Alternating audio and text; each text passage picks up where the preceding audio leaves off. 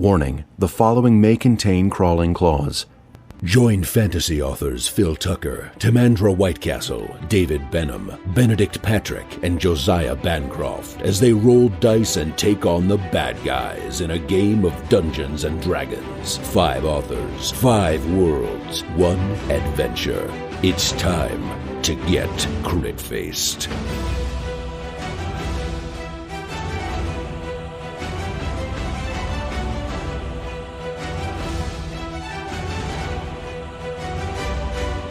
Previously on Crit-Faced. The druids and berserkers atop Yester Hill have proven too much for our heroes. After a brutal assault, Lord Talfryn has just fallen lifeless to the dirt. Master Sonna, yours cuts at you for 23 versus AC. Yeah. So that's another 9 slashing painful. damage. How are you doing? I have 4 hit points left. I see. Excellent. Good. This is all good. And Kellen, yours slashes at you for 18 versus AC. I have resistance to slash damage. Okay, so it hits you for 5 slashing damage then.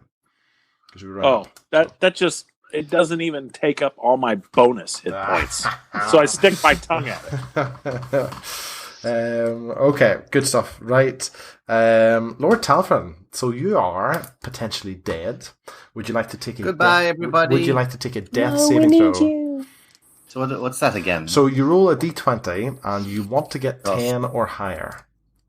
Okay. I love that you're so unfamiliar with dying that you're like, yes, what is a death saving throw? Whereas I'm like, oh, yes, I know the drill. And why is Benedict so happy? I've not killed anyone yet. You're smiling from ear to ear. Is this my first and only roll? Well, what did you get? Well, I mean, theoretically, if I didn't get it, will I get like many more down the road to try again? You get 3 failures. On the 3rd failure, it's permanent death. Oh, that's fine then. I got a 2, but nobody's Oh God, you're gonna die! So there's a bright light out there somewhere that Lord Talfryn is walking towards. You, the rest of you see the colour drain quickly from your fallen companion's face. Okay. Master Sonna, it's your turn. Lord Talfryn has fallen beside you. You've still got your berserker in your face with its big axe. You're chipping away at it, but it's still going strong. Okay. What's the plan? Well, I'll try to, because I'm not feeling quite myself also, I will try to take down this person who is daring to attack me. Mm-hmm. Still got advantage? You do. Oh, And inspiration. I still have the inspiration? Did you I'm the inspired one. Yeah, you gave I it gave one to you and then one to him. You haven't used yours yet. Does it work that way? Yeah, I get 4. Okay. Well then slightly better 10. Oh, 10. Even with advantage, is that what you got? Yes. No, that does not hit. No, the druid catches your wrist in its hand and gives a laugh as it shoves your arm back. Well, thank God I have another 2. Okay, go for it. 18 plus 6 is 24. 24 hits. What's your damage? 6. 6 damage. Okay, these are the kicks, aren't they? Yep. Yeah. Again. And another one. Yes. 9. No, 9 does not work. Okay, it's obviously your fatigue is setting in here. Yes. This guy is still plenty of life left in it. Okay. It's the druid's turn, but they're all dead, so there's not really much they can do. Jean, it's your turn now. You're probably dimly aware of the Master Lord Talfryn falling, and Master Sonna's looking in bad shape back there. Obviously, you're here with this wooden effigy of something. What's your plan? Is Lord Talfryn within 60 feet? He is, yes. Can I cast Healing Word for him? Absolutely, and I believe that's a bonus action, isn't it? for you? Yes, and I can cast it at different levels. And so I'm going to cast it as my final 3rd level spell. Okay. So I can throw 3 d4s. Is it 3d4? Well, it's like 1d4, but if I'm doing it at 3rd level, it's an extra d4 for each time. Right.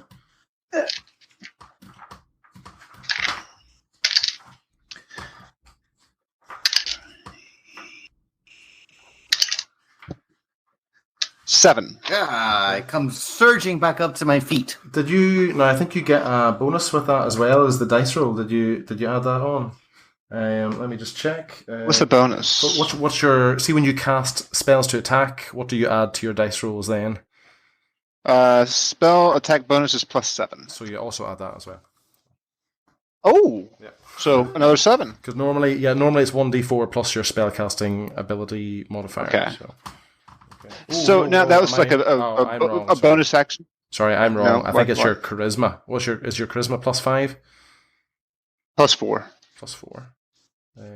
Is it +5 at this point? I mean, it says here 1d4 plus your spellcasting ability modifier. I'm pretty sure that's because you use charisma to cast your spells, don't you? I do. Yeah, so I think it must. Yeah, I guess I had that wrong. I'm sorry. Yeah, +4. It's your +4. Yeah. Okay, sorry. 11. No. Yeah. So that was a bonus move. Can I reach the gem? Okay. From where I am, the green glowing thing. Okay, no. You're gonna have to get up in there and dig inside it to have a chance of going for that. I really can't do anything from a distance. Really have to climb up the statue a bit and try to reach into this kind of chest cavity and go for a dig. I do like the sound of that. Like all those words you put together sound delightful. So I think I will. I should help. Can I climb after I do like a crossbow fire? Nope, it's going to take a full action to have a go at trying to pry this out of it. Full action. Yep.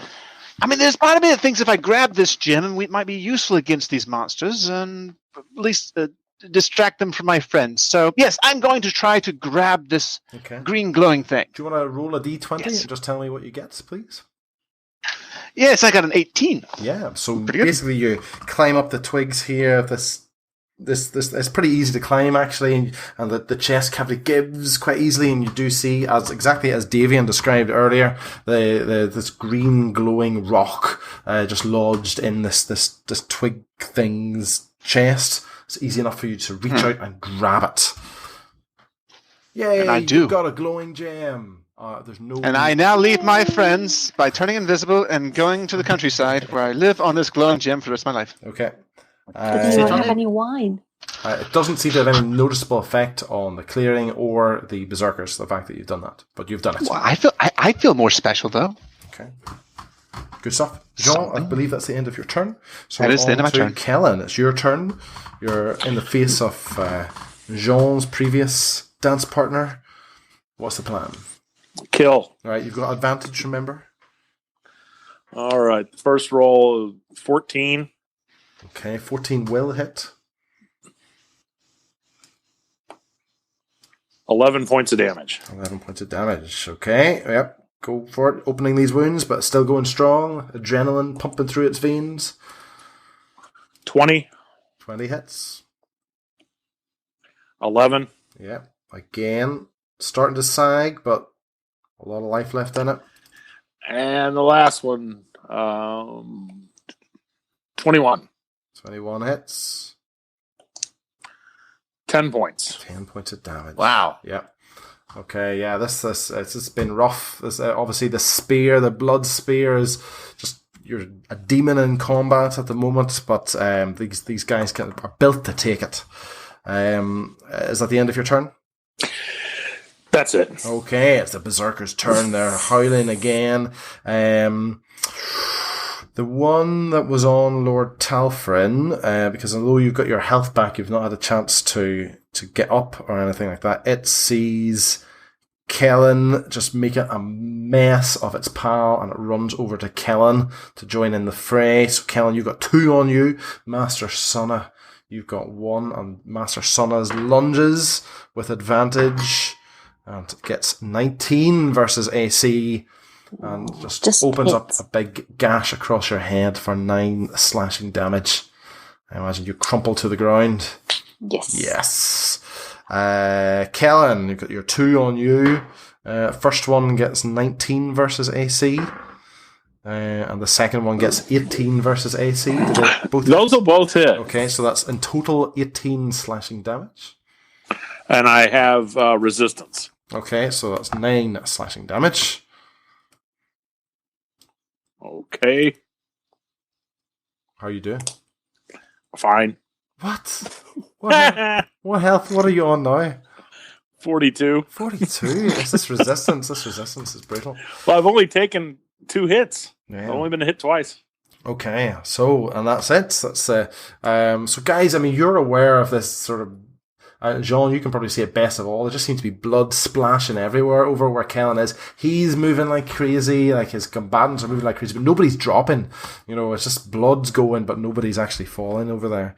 Right, Lord Talfryn, it's your turn. You are on the ground. You've been revived.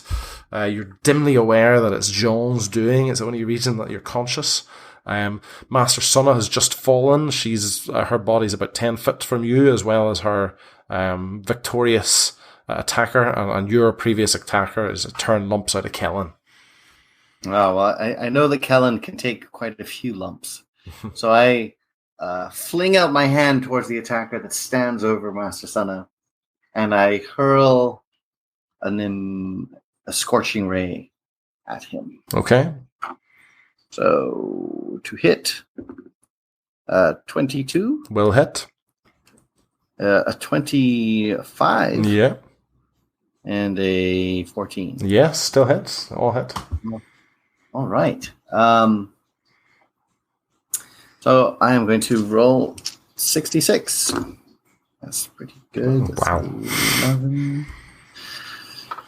11, 12, 14, 5 is 19, it's 2 is 21. 21 damage. Do you want to describe the death? Yes. So 3 bolts of fire just spear right through his back and the back of his head, instantly cauterizing the wounds as they pass through his flesh, so that he dies before he even knows it. A relatively peaceful, even gentle death. And he collapses face down into the mud, exuding a rather barbecue-y smell. That's how I want to go. Yes. Okay, excellent. Right, Master Sunna, would you like to take a death saving throw, please? Don't roll a 2. 14? 14, so you're fine. Do I have to add something? No, that's it. It's just okay. So you cling on to life. Well done. No druids left, so top of the round is Jean. So how many axe wielding barbarians are left? Just the 2 on Kellen. You see the Master Sunna is lying unconscious on the floor. Lord Talfryn's obviously up and successful now that you've revived him. Right, so I'm going to cast Healing Word on Master Sunna. Yeah. But just at the first level, so just a single D4. So is there 1D4? Yeah. 1D4 plus, what did we say, 4? 4, yeah. So that would be 7. Okay, and then I'm going to cast Crown of Madness upon one of the 2 barbarians. Okay, so there's one that Kellen has stuck with a whole load of holes. This is the one that you had been fighting. Or there's the one that was on Lord Talfryn is unblemished. Well, I guess the one that's unblemished should attack the one that's weak. Does that make sense? There's only one left. What do we think? I don't know. If only I had some advice from my friends. Okay. Too far away. Oh, a shame. I think. Yes. No. Yes. The stronger will attack the weaker. Yes. Okay. So, Crown of Madness. What needs to happen here? A humanoid can make a Wisdom save. If it fails, it becomes charmed. Okay. Wisdom save. It gets 13. I'm apparently a very foolish person, so that does work. So, hello. What's your spell save DC? 4? Wait. That's 7. So is it a wisdom plus that? No, you've got you should have somewhere on your character sheet a spell save. I had 7, but then we agreed it's charisma based, so it should be 4. No, there'll be something else. There'll be a spell save DC somewhere beside that attack. Yes.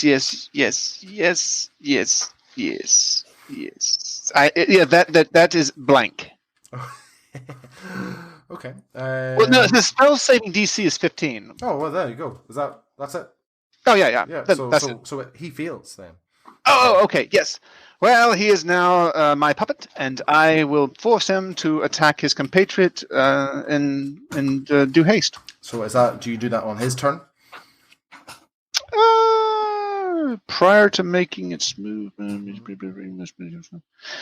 So it becomes charmed by you and must use its action each turn to make a melee attack against a target of your choosing prior to making its move. And that's ideal because it's right beside its companion at the moment, so yes, you're going to be able to do that. Excellent. That's what does it look like? It looks like a man who's just found his calling. He straightens up a little. He looks at me. He winks. I wink at him. Through the little branches, of course. We're just winking through branches. And then I know he's going to go to his purpose. Okay, excellent. All right, that's John's turn over. Kellen, it's your turn. You got a whole load of people with a whole load of blood on their axes, and a lot of it's yours. What's the plan? I'm going to withdraw for the moment. Oh, okay. I guess let me ask a question. If I attack the one that Jean has just charmed, would he be compelled to change the object of his hatred? It's called a crown of madness, not a crown of sadness. No, he's mad. The charmed target must use its action. Yeah, so if it says here, if no creatures are in its reach, then it gets to act normally. So yes, if you kill the other berserker, then you're right. It won't. It'll still be allowed to attack you. But I probably shouldn't know that as Kellen, correct? Well, it's up, you can decide that. Okay, I'm gonna finish off the one I'm going after. Okay, you're gonna try and finish it off. And do I still have advantage? Have advantage, absolutely. It's been raging like a madman. 24. 24 will hit. 10 damage. 10 damage. This guy is wounded bad. It's the same. You've seen this before. It really shouldn't be standing, but it still is. And then I'm going to spin around and attack the other dude. The one with the crown of madness? Yes. Okay. 24. 24 will hit. 8 damage. 8 damage is good. And I'll attack again. Yes. 26. Yep. 11. 11 damage. Yeah, absolutely. Knocking pieces out of it. Okay. It is the Berserker's turn. Jean, do you have something you've got going on here? Is this Berserker attacking its companion? Yes, it is. Okay. I was briefly considering to have him attack McRag, my true enemy, but instead he will attack. Do you want to roll the his attack companion? Roll? Do you want to roll the attack roll then? Yes. Sure. 18. 18. The Berserker under your Crown of Madness gives a howl, and you get the impression it's trying its best to resist you, and then suddenly, as if just like a twig snapping, it twirls around and its axe decapitates the other Berserker, and the one that Kellen had stuck full of holes just falls to the floor, blood pouring from its gaping wound above its neck. Kellen, you see the Berserker that's remaining, the one that you've been sticking with holes, just looks at its companion in absolute horror, unable to believe what it's done, and it drops its axe and flees from you. You get an attack of opportunity on that. So would you like to take that attack? And no advantage on this one. No advantage? No, because it didn't rage this turn. 12. 12 does not hit. But so the druid, or this berserker character, starts to run, and manages to run 30 foot away. It's running down the hill, guys, just in the direction that you guys came, but you just get the impression that's just because that's the closest tree line, basically. Lord Talfryn, it's your turn. All right, I'll fire a firebolt after him. Okay. Does a 22 hit? It does. All right, he takes a D10. Mm-hmm. And that amounts to 3 damage. 3 damage. So it catches him on his shoulder. He sort of stumbles and does a wee tumble down the hill, but keeps running. I'll stand up Mm-hmm. and actually, does he look like if that were a bit of a stronger attack, it would get him? No. This guy was untouched until Kellen started poking him last time. So I'll actually, you know what? I will use a sorcery point Mm-hmm. To magically empower my spell, which allows me to re-roll the damage. Okay. I like that. And then multiply it by 4. So 10 times 4, that's 40 damage. What? Seriously? Just 10. Just 10. Okay, so again, you can see that the fire sort of playing across this guy's shoulders. He's having to sort of throw himself to the ground and roll on it to get it to go out. So skin's starting to bubble and hiss, but he keeps running. I'll run down after him. Okay, what's your movement? Normal, I guess 30. 30. So you can actually reach this guy. You can actually get into melee combat range with him. No, let's not go that far. No, I'll run down 25. Okay, so you're just on his heels. Master Sunna? Yeah, how far away is he from me? 30 feet. 30 feet. Yeah, you guys Okay, were pretty close to each other. I want to. Actually, I'm really fast, so I'm going to dash in his direction. Mm-hmm. You could catch him, and you could still fight him. I have this. Yes, I have this attack. It's called Stunning Strike. Yes. And I'd like to use it. Okay. I still have advantage, right? No, he didn't go berserk. He's just fleeing like a coward right now. No, I can use my sword, so that's +6. That's 20. Okay. Yes, that hits. What happens? And it would be hang on, I have to switch back. There was something. Let me read it again. Stun strike. The target must succeed on a Constitution saving throw or be stunned until the end of your next turn. Okay, he's tough, so he gets 18. Okay. What do I go against? Does it say what to do? What your what the save of difficulty is against? And your stunning strike? It doesn't here. Let's see. Where's your? Is this just a regular monk attack? Yeah. Okay, let's see. Monk. You could just let this guy go, guys. No. He's just, he's right. No. Speak. We hate him so much, he must perish. 5th level, whenever she. Yeah, it doesn't say. Say. It's default to 20. I'm pretty sure 18's going to beat it, but I can't obviously see what it's trying to save against. Must succeed on a Constitution save. Key save 8 plus your proficiency bonus, which is 3 plus your wisdom modifier. So what's your wisdom modifier? Oh, that's a good question. Wisdom is +3. Okay, so your spell save DC is 14, so he succeeds, so he is not stunned. Okay. Okay. Well, Okay. but he still has the attack, right? Does stunning strike do damage if it doesn't succeed? Well, I have to attack him. So when you hit another creature with a melee weapon attack, All right. you can So spend we should have rolled, or you did roll that attack. I see. Yes, Yes. do your attack damage. Yes, please. Okay, so that was 6 attack damage. Okay, excellent. And then I still have 2 more that I'd also like to take. Okay. Okay, so then we have 17 plus 6 is 23. Yep, that hits. And